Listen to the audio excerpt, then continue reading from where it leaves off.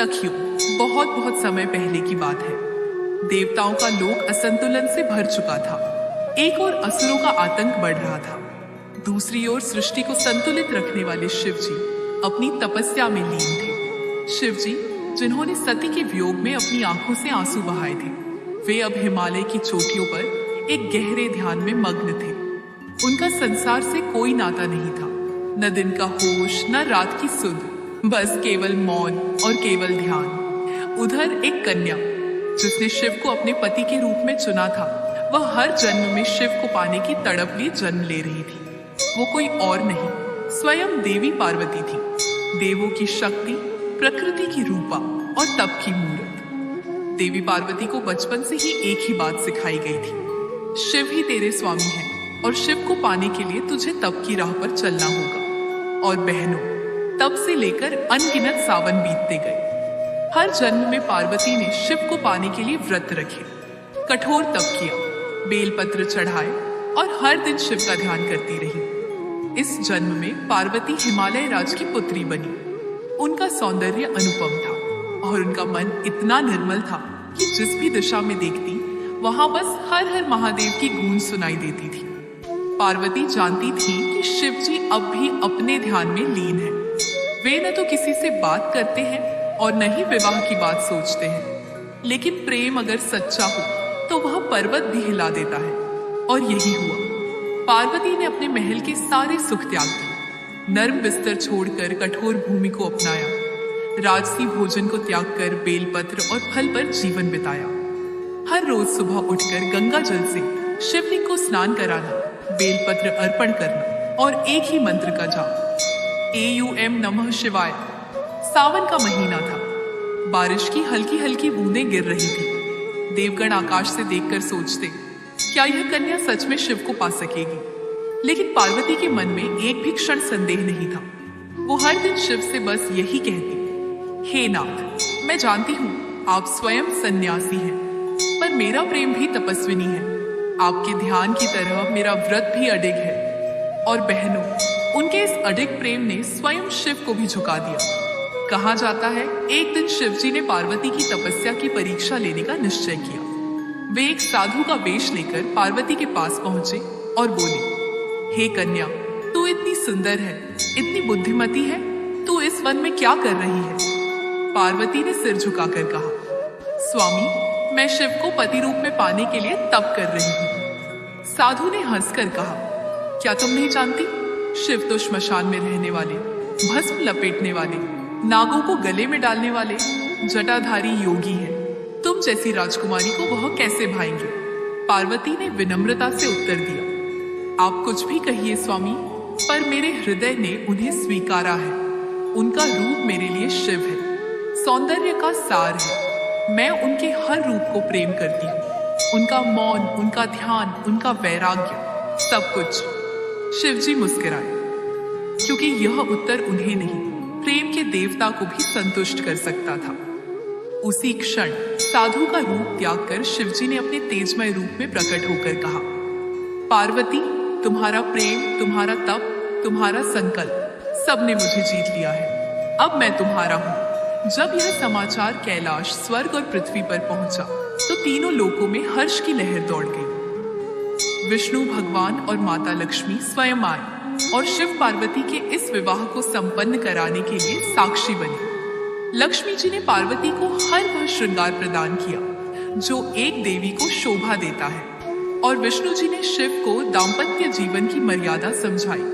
और बहनों, उस दिन कैलाश पर्वत पर नहीं बल्कि पूरे ब्रह्मांड में प्रेम, समर्पण और तपस्या का उत्सव मनाया गया। शिव ने पार्वती का हाथ अपने हाथ में लिया और कहा, अब हम केवल सृष्टि के लिए नहीं बल्कि एक दूसरे के लिए भी अडिग रहेंगे। तुम शक्ति हो और मैं शिव, हम दोनों बिना एक दूसरे अधूरे हैं।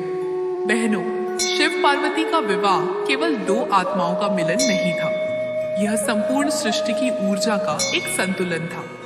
देवों के लिए यह राहत का क्षण था और आर्षि मुनियों के लिए यह आनंद का पर्व। हिमालय पर्वत के शिखरों पर, जहाँ पार्वती जी का मायका था, वहां उत्सव की तैयारियां आरंभ हो चुकी थी। माता मैना और राजा हिमवान अपनी पुत्री का विवाह स्वयं महादेव से कराने वाले थे।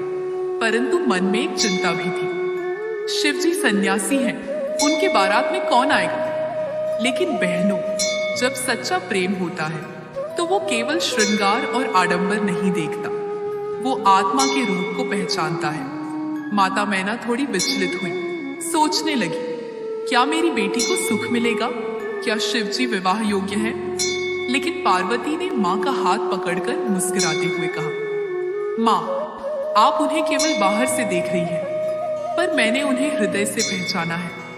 वो मेरे लिए केवल भगवान नहीं, मेरे प्राण हैं। माता मैना की आंखों में आंसू आ गए और फिर उन्होंने अपनी बेटी को गले लगाकर कहा, अगर तेरी श्रद्धा अडिग है तो मैं भी अब भय मुक्त हूं बेटी। अब बहनों, बात आई बारात की। आप सोच रही होंगी कि शिव जी की बारात कैसी रही होगी, तो सुनिए, वो कोई साधारण बारात नहीं थी। शिव जी ने जब विवाह का मुहूर्त निश्चित किया तो सारे गण, भूत, प्रेत, नाग, पेताल और योगी उनकी बारात में शामिल हो गए। नंदी बैल पर सवार महादेव शरीर पर भस्म रमाए, जटाएं खुली, त्रिशूल हाथ में। एक ओर उनकी दुल्हन देवी पार्वती श्रृंगार से सजी, तो दूसरी ओर शिव जी की बारात ऐसी जिसे देखकर कोई भी अचंभित हो जाए। देवताओं ने यह बारात देखी और सोच में पड़ गए, यह तो विवाह नहीं, भय का दृश्य लग रहा है। माता मैना ने जैसे ही बारात को देखा तो वे घबरा गए। उन्होंने हाथ जोड़कर हिमवान से कहा, राजन, मैं अपनी बेटी को ऐसे वर को नहीं दूंगी जो भूत प्रेत लेकर आया है। पूरे महल में सन्नाटा छा गया। देवी पार्वती जानती थी यह शिव का रूप है जो केवल बाहर से विचित्र है, लेकिन भीतर से प्रेम और करुणा का सागर है। उन्होंने अपनी माँ से कहा, माँ, शिव को समझने के लिए हृदय की आंखें चाहिए। उन्होंने सृष्टि की तमाम परछाइयों को अपने साथ जोड़ा है ताकि किसी को अकेला न लगे। उन्होंने सभी को अपनाया है। क्या यही सच्चा प्रेम नहीं?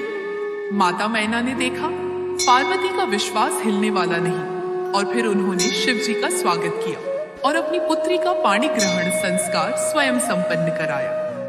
हजारों ऋषि मुनि, देवता, गंधर्व, अप्सराएं सभी साक्षी बने। जब शिव जी ने देवी पार्वती का हाथ थामा और 7 वचन लिए, हर वचन में विश्वास, प्रेम और साथ का संकल्प था।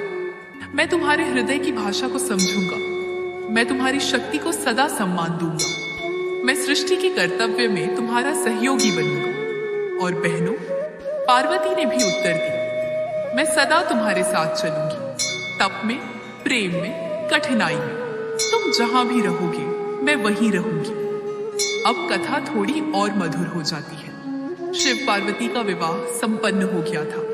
अब वे कैलाश लौट चुके थे और एक दिन पार्वती जी ने बहुत लाड से शिव जी से कहा, स्वामी, मैं आपके साथ मेरा पहला सावन बिताना चाहती हूँ, जहाँ मैं आपके लिए बेलपत्र चढ़ाऊं, आपके साथ रुद्राभिषेक करूं और प्रेम की बारिश में भीग जाऊं। शिव जी मुस्कुराए और बोले, हे शक्ति, तुम्हारे साथ सावन भी सुंदर हो गया है। हर बारिश की बूंद में तुम्हारा स्नेह है, हर हर हर महादेव में तुम्हारी भक्ति है। कैलाश पर उस दिन बादल भी झूम उठे और बेल वृक्ष के नीचे बैठकर शिव पार्वती ने पहला सावन साथ मनाया। पार्वती जी के आने से कैलाश में जीवन की सजीवता फैल गई। जहाँ पहले केवल ध्यान और तप का वातावरण था, अब वहाँ प्रेम के फूल खिलने लगे थे। सुबह होते ही पार्वती शिव जी के लिए जल भर लाती, बेलपत्र तोड़ती और स्वयं पाक बनाकर उन्हें प्रेम से परोसती। और शिव जी अपनी गंभीर मुद्रा में भी पार्वती के हर कार्य को मौन भाव से सराहते रहते। कभी पार्वती मुस्कुराकर पूछती, स्वामी, आपको मेरा बनाया अन्न कैसा लगा? शिव जी मुस्कुराकर कहते, प्रेम से बना अन्न सदा अमृत बन जाता है देवी। और फिर दोनों मिलकर अपने साधारण से जीवन को असाधारण प्रेम में ढाल देते। सावन की एक शाम को जब बादल घिर आए थे और कैलाश की वादियों में शीतल हवा बह रही थी, पार्वती ने शिव जी से पूछा, क्या आपने कभी प्रेम को शब्दों में बांधने का प्रयास किया है? शिव जी ने आंखें बंद की और गहरी शांति से उत्तर दिया, प्रेम को शब्द नहीं चाहिए देवी। प्रेम वो मौन है जो तेरे स्पर्श में है, तेरे व्रत में है, तेरी आंखों की गहराई में है। पार्वती मुस्कुराई क्योंकि शिव ने फिर बिना बोले सब कुछ कह दिया था। एक दिन जब पार्वती रूठ गई, बहनों, विवाह में प्रेम जितना गहरा होता है उतनी ही प्यारी होती है उसकी रूठने। एक दिन ऐसा भी आया जब पार्वती जी थोड़ा उदास हो गई। कारण शिव जी ने कई दिनों से ध्यान साधना में प्रवेश किया था और उनसे कुछ विशेष संवाद नहीं किया था। पार्वती जी मन ही मन सोचने लगी, क्या अब मैं उनके लिए विशेष नहीं रही? क्या मेरी उपस्थिति उनके ध्यान में बाधा बन रही है? उन्होंने भोजन बनाकर शिव जी के समीप रख दिया और मौन होकर एक शिला पर बैठ गई। शिव जी ध्यान से उठे, भोजन को देखा, पर पार्वती कहीं न दिखी। वे धीरे से उनके पास आए और उनका हाथ पकड़कर बोले, हे देवी, तुम्हारी उपस्थिति मेरे जीवन की चेतना है। मौन का अर्थ यह नहीं कि मैं तुम्हें अनदेखा कर रहा हूँ, बल्कि तुम्हारे भीतर जो दिव्यता है उसे मैं मौन में ही सबसे अधिक महसूस करता हूँ। पार्वती की आंखों में आंसू आ गए और उन्होंने शिव जी के चरणों में सिर रख दिया। स्वामी, मैं जानती हूँ, पर मैं भी तो स्त्री हूँ। थोड़ा सा स्नेह, थोड़ा सा संवाद, यही मेरा गहना है। शिव जी ने उन्हें उठाकर अपने आलिंगन में भर लिया। और बहनों, उस दिन कैलाश पर फूलों की वर्षा हुई थी, क्योंकि प्रेम फिर से बोल उठा था। सावन का महीना बीत रहा था। एक दिन विष्णु भगवान और माता लक्ष्मी कैलाश आए। वे दोनों शिव पार्वती को देखकर अत्यंत प्रसन्न हुए। लक्ष्मी जी ने पार्वती को गले लगाकर कहा, देवी, तुमने जिस समर्पण से शिव को पाया है वह हर स्त्री के लिए आदर्श है। पार्वती मुस्कुराई और बोली, लक्ष्मी जी, प्रेम केवल पाने का नाम नहीं, प्रेम तो साधना है। हर दिन एक तप है और शिव का संग, वह तो मेरा मोक्ष है। विष्णु भगवान ने शिव जी से कहा, प्रभु, यह विवाह केवल व्यक्तिगत नहीं, यह लोक कल्याण का आधार है। आप दोनों से सृष्टि संतुलित रहेगी। आपका प्रेम ही त्रिलोक को ऊर्जा देगा। शिव जी ने मौन सिर झुकाकर उत्तर दिया और फिर सभी ने मिलकर सावन की उस अंतिम रात्रि में महादेव का अभिषेक किया। गंगा जल, बेलपत्र, धतूरा और माँ पार्वती की करुणा से पूरा वातावरण शिवमय हो उठा। बहनों, उस विवाह, उस तपस्या, उस प्रेम में एक बहुत सुंदर संदेश छुपा है। पार्वती हमें सिखाती है कि प्रेम पाने के लिए दिखावा नहीं, समर्पण चाहिए। पति को पाने के लिए केवल रूप नहीं, श्रद्धा चाहिए। और जब सच्चा प्रेम होता है तो शिव जैसे योगी भी गृहस्थ बन जाते हैं। शिव हमें सिखाते हैं कि स्त्री का सम्मान केवल विवाह से नहीं, बल्कि हर भावना को समझने से होता है। और लक्ष्मी नारायण की उपस्थिति इस विवाह को देवत्व से भर देती है, क्योंकि जहाँ प्रेम, विश्वास और तप साथ हो, वहाँ भगवान स्वयं आकर आशीर्वाद देते हैं। बहनों, सावन की उस अंतिम रात्रि के बाद कैलाश की चोटी पर चांदनी कुछ और ही मधुर लग रही थी।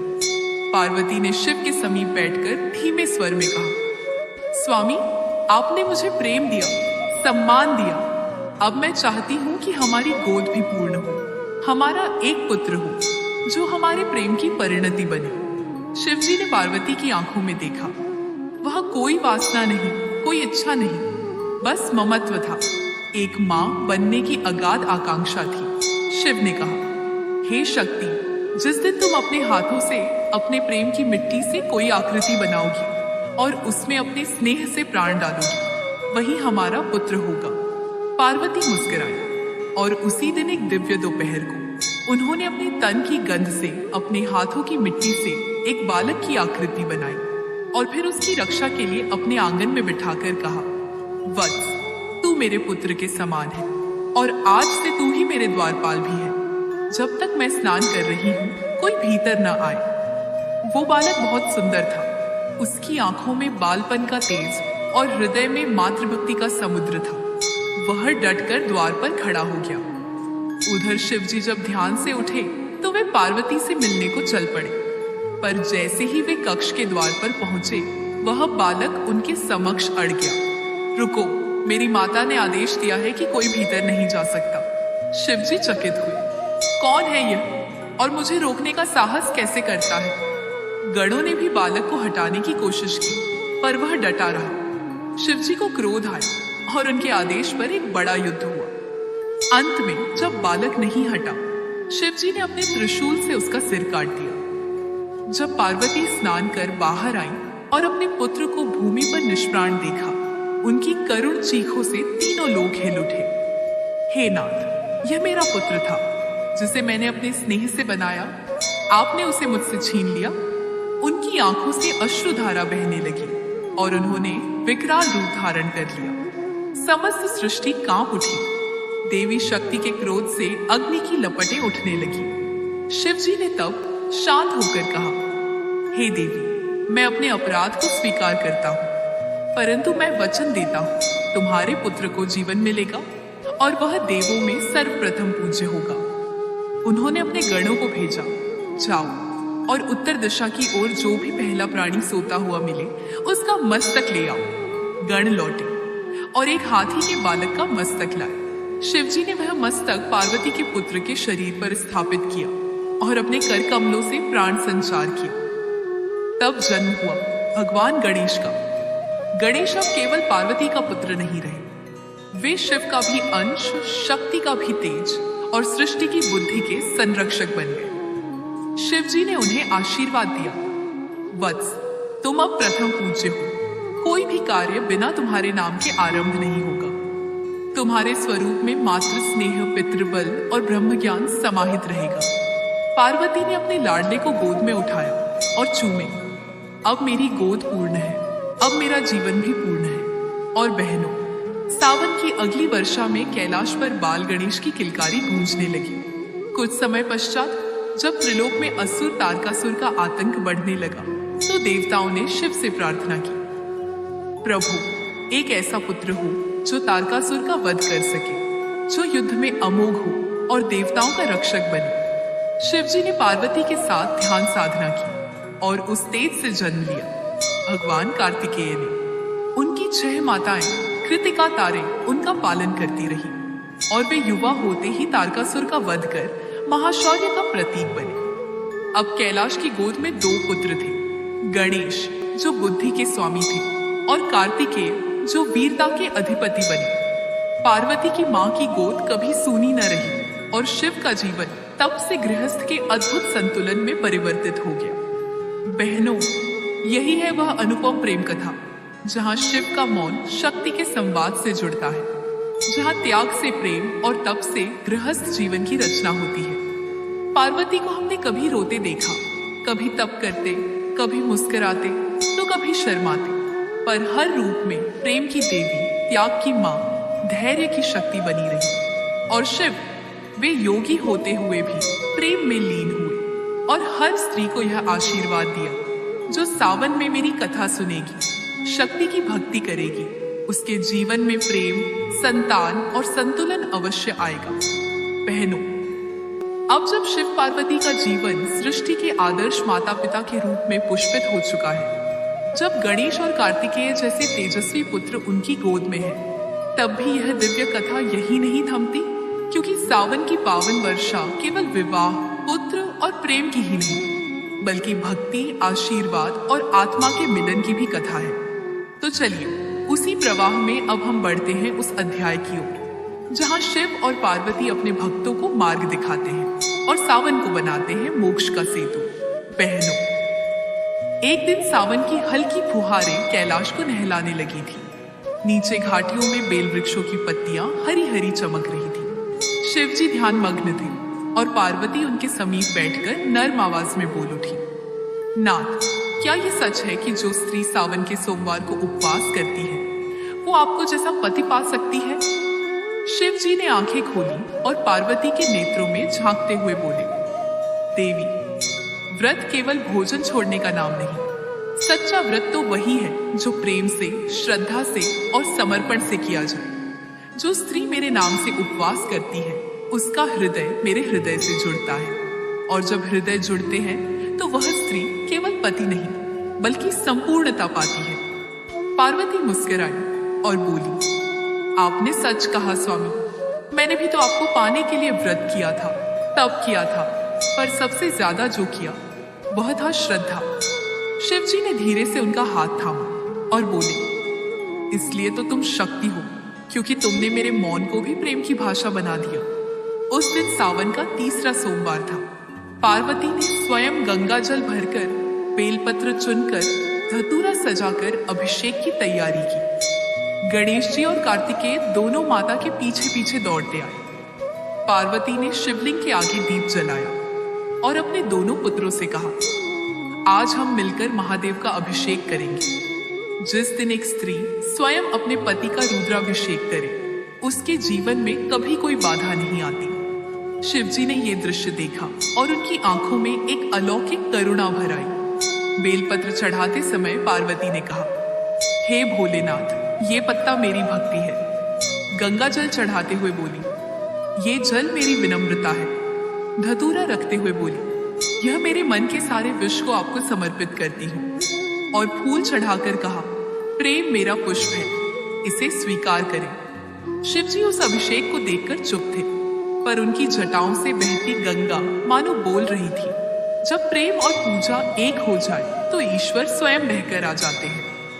उसी सावन में नीचे पृथ्वीलोक में एक स्त्री, नाम था सुनीता, हर सोमवार को शिव जी का व्रत करती थी।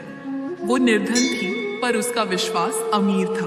वो नदी किनारे जाकर एक मिट्टी का शिवलिंग बनाती और बेलपत्र, फूल और अपने आंसुओं से अभिषेक करती। हर बार कहती, हे महादेव, मुझे कुछ नहीं चाहिए, बस मेरे घर में भी प्रेम हो, आपके जैसा पति हो और जीवन में संतुलन हो।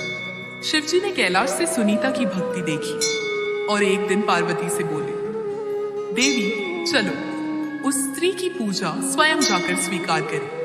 पार्वती मुस्कुराई, जिसकी भक्ति हमें बुलाए वहां न जाना अन्याय होगा। शिव पार्वती सूक्ष्म रूप में उस दिन सुनीता की पूजा स्थल पर पहुंचे और जैसे ही सुनीता ने बेलपत्र चढ़ाया, एक तेज प्रकाश फैल गया। उस दिन सुनीता के जीवन में वो परिवर्तन आया जो वर्षों की तपस्या के बाद भी नहीं आता।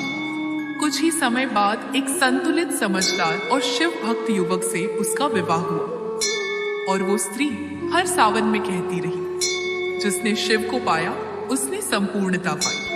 पार्वती उस शाम शिवजी के कंधे से सिर टिकाकर बोली, स्वामी, क्या हर स्त्री मुझे अपना आदर्श मान सकती है? शिवजी ने उत्तर दिया, नहीं देवी, वो तुम्हें आदर्श नहीं बल्कि प्रेरणा माने, क्योंकि आदर्श बनने के लिए उन्हें तुम्हारे जैसा प्रेम करना होगा, तप करना होगा और विश्वास रखना होगा। पार्वती की आंखें छलक उठी, क्योंकि यही तो वो चाहती थी, हर स्त्री के जीवन में शिव जैसा प्रेम और शक्ति जैसा आत्मबल हो। तो मेरी प्यारी सखियों, शिव शक्ति का विवाह संपन्न हो चुका था। कैलाश पर उत्सव का आलोक फैल चुका था।